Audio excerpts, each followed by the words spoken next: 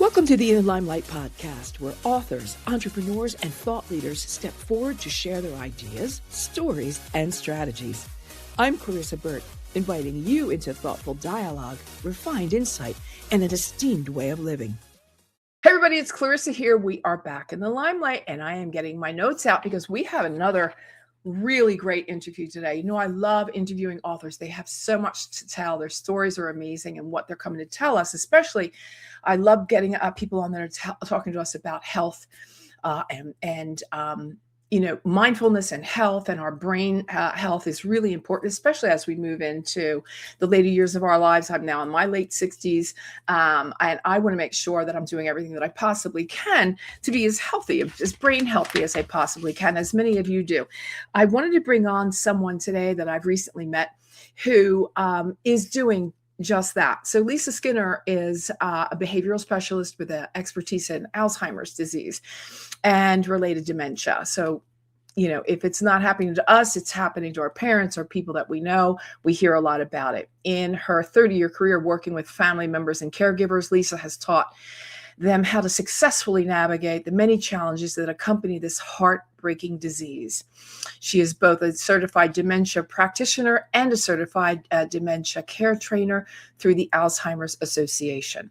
Along with being a certified dementia program director, Lisa holds a degree in human behavior. Let me bring on the woman of the hour. There she is. Lisa, hello. I want to show, hello, good morning. Good morning to you. I want to show very quickly, as we're talking about, her book is called Truth and Lies, Alzheimer's, Its Secret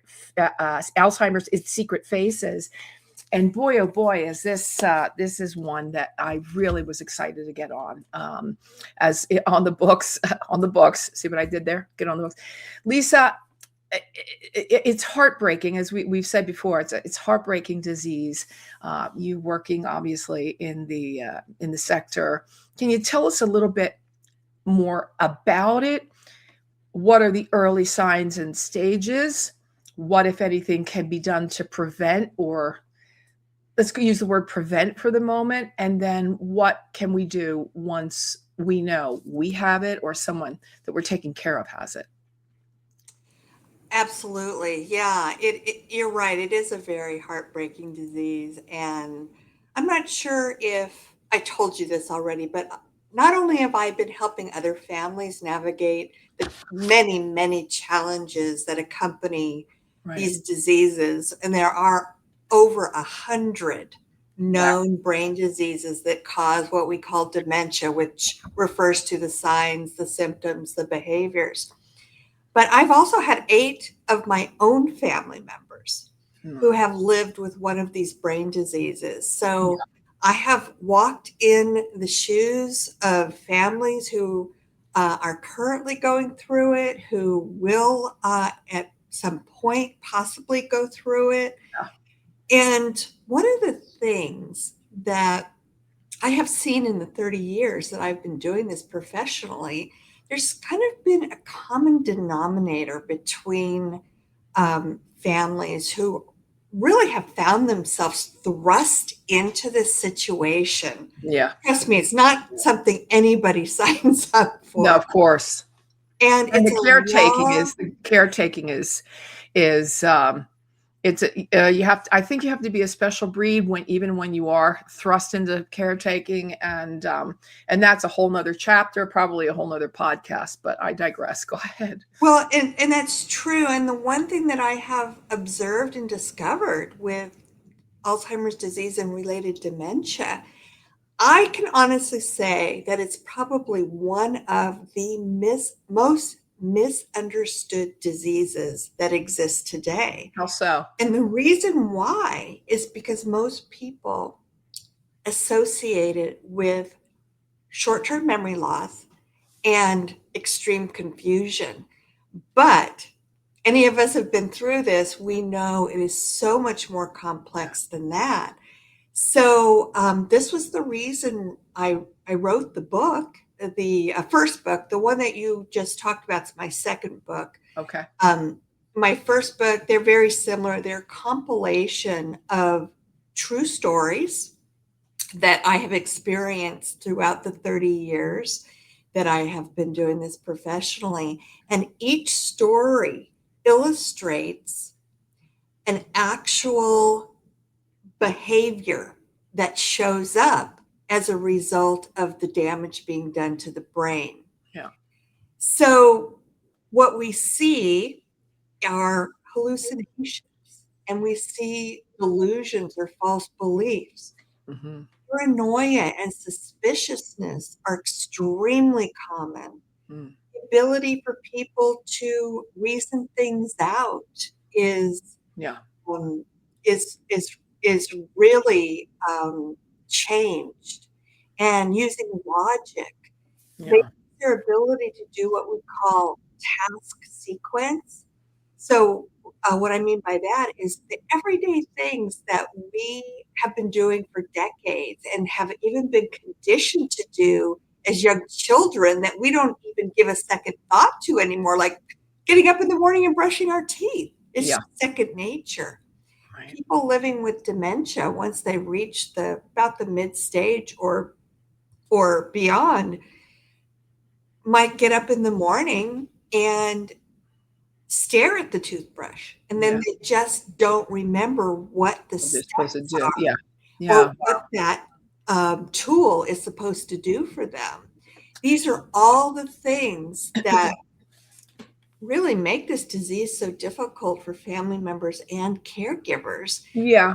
So I Because of want to get in, all, I want to get into with you what you know are some of the truths about Alzheimer's, what you know are some of the lies about Alzheimer's, and then if we could get into some of the secret faces, that would be great. In other words, some of the maybe the things behind the scenes that we weren't expecting, because I'm going to assume that every case is different in their similarity. Every case is completely different. I mean, we hear about, yes, the elderly just sort of leaving the house and wandering around and not knowing where they're going, or packing a suitcase and saying, I'm going to France now, and off out the door they go. So can you recount some of the things that we might need to hear? yes, and all of these things that you were referring to are part of the secret faces. I call them the secret faces because people don't necessarily relate the things that you just mentioned to having Alzheimer's disease, Right. but they are all part of the disease. Right. So, yeah, that was a really good point because those aren't typically Well, let associated me ask you a with. question if you could help. And it would be, what is the difference between Alzheimer's, dementia, and senility? Um, Senility really is more, I think, refers to mental health issues, kind of what we would refer to as somebody is more crazy. Alzheimer's disease is an actual brain disease. There are over 100 known brain diseases. Frontotemporal, Right. Lewy body disease are some of the ones that we're hearing more of these days. There's Yeah. vascular dementia, which is caused by strokes. When I use the term, or when we use the term dementia, it's really used as an umbrella term to describe the signs, symptoms, and behaviors that we've been talking about all along that are associated. And as you say, which is 100% true, everybody experiences these diseases differently. Yeah. But we put them into a box called that we refer to as dementia because there are so many similarities, Mm-hmm. and a lot of them are intertwined, but each disease seems to have its own hallmark. So the hallmark of Alzheimer's disease, which is the most common brain disease that causes dementia, or in other words, causes these signs, symptoms, and behaviors, is short-term memory loss. Whereas the hallmark of Lewy body disease is not so much short-term memory loss, but emotional discord, because it's attacking a different part of the brain than the Alzheimer's brain disease is. I understand. Okay, well, that's interesting. And what is Lewy body attacking exactly? How does that manifest? It actually shows up, these little Lewy bodies show up in the front part of the brain. And then there's frontal lobe dementia, which we see a lot of emotional and lack of logic. You almost lose control over your emotions, and you see a lot more like angry outbursts with Yeah. that, because it is attacking the emotion center, the control center of Yeah. our brain, where So, Alzheimer's disease is first goes after the short-term memory part of our brain. so these are some of the truths, let's say, that we would be finding in Yes. the overall disease. There's an overarching Alzheimer's and then dementia, senility. That is clear. What are some of the lies about the disease that There we? are a lot of those. Great, let's hear them. And okay, so one of, we refer to them also as myths. One of them is, and this is probably the one that bothers me the most. Mhm. And so many people believe that once they hear a dementia diagnosis, that the automatic conclusion or assumption is my loved one's life is over. This is it. Okay. They will never have any type of quality of life again. But that's absolutely not true for a couple reasons. First of all, it's a long, long, long process. Even when symptoms start to show up, and most people are already well into their mid stage of Alzheimer's disease or one of these other brain diseases, when the symptomology becomes blatantly obvious. And that's one of the reasons why it is so difficult to differentiate between normal aging forgetfulness. Right. I can't remember my girlfriend's name in that conversation, or, Why I walked into misplaced your that room? key. Yeah. Exactly. Yeah. Those are all normal part of aging, and it happens to most of us starting at about the age of 40. Yeah. Most doctors cannot even attempt to diagnose Alzheimer's disease until it's well into the mid stage, Yeah. Right. because what we actually say is when the symptoms do become so blatantly obvious that they are interfering with our activities of daily life, Yeah. then that's a red flag that there's probably something more serious going on than just a little, what I call, memory hiccup. Right. Let me ask you this. Is it always genetic, or are there? No, No. Okay, so let's get into those truths then, or lies, whichever that category that falls into. the genetic type of Alzheimer's disease is actually considered quite rare. There's a gene that our parents carry called the APOE4 gene, and it can be passed down to us as their offspring by one of our parents or our mother, or it can be passed down by our father, or it can be passed down to us by both of them. But a small percentage of people actually have the genetic type of Alzheimer's disease. If so, Chris Hemsley, who's a very famous actor, he got himself tested for the APOE4 gene, Right. and it turns out he has two alleles of it. So he inherited one of these genes from his mom and one of these genes from his dad. So what does that mean? Is he definitely going to develop Alzheimer's disease? No. It means that he's at a higher risk Okay. of developing Alzheimer's disease. Right. More of a higher risk because he is carrying two of those allele genes Okay. than he would be if he just had the one. But it does not Necessarily mean it's genetic. Okay. Okay. no.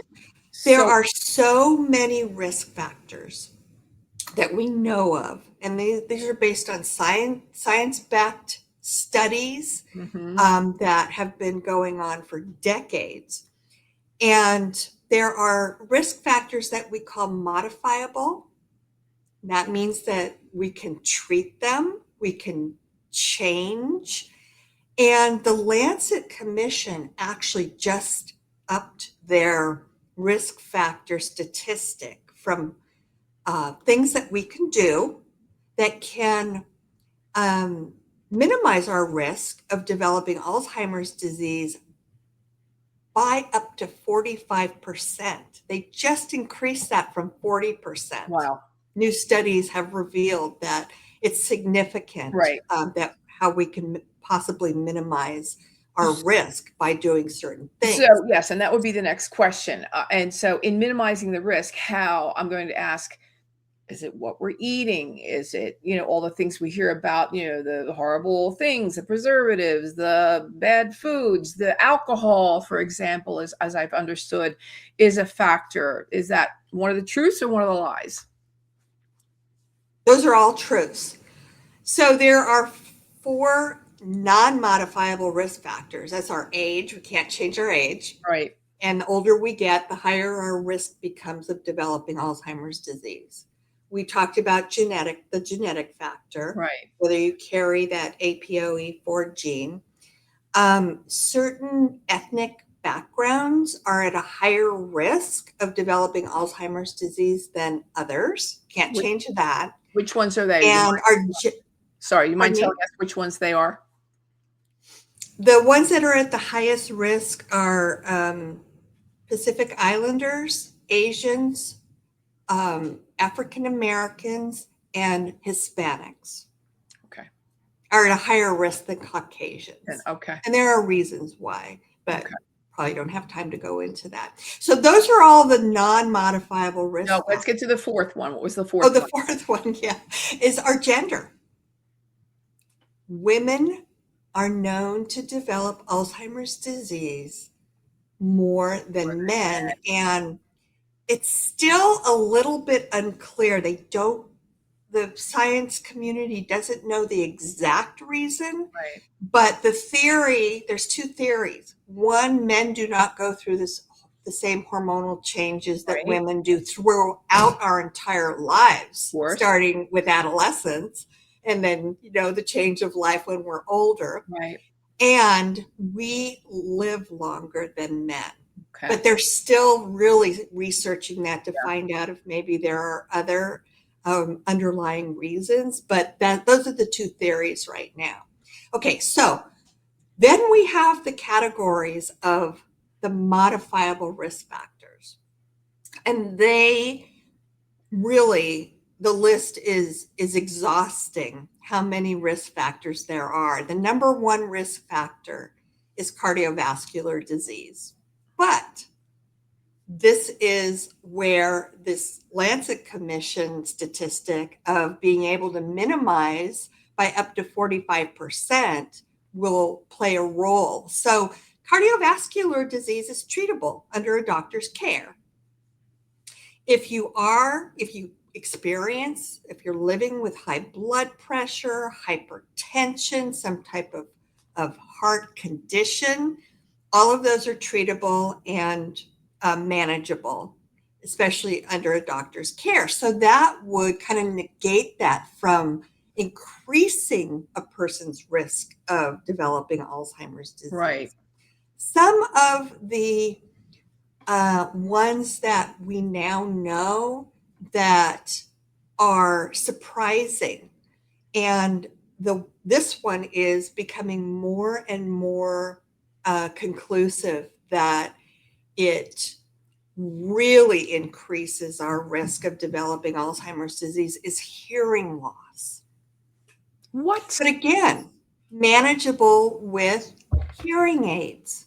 And that would then kind of balance that risk factor out. I didn't see that coming. I would have never made a correlation between those 2. I have a friend who is an audiologist, and he has told me so many times, like I think the average age of his patients is like late 70s, 80s. And he said probably at least 80% of them show signs of dementia. Right. Now, and I've heard that from other, Right. What about food and drink? Food and drink, huge risk factors. And I'll just kind of Yeah. give you a couple examples Okay. because you already brought this up. The ultra processed foods we know are raise your risk the most of developing Alzheimer's disease. Modifiable because we can make better choices. Of course.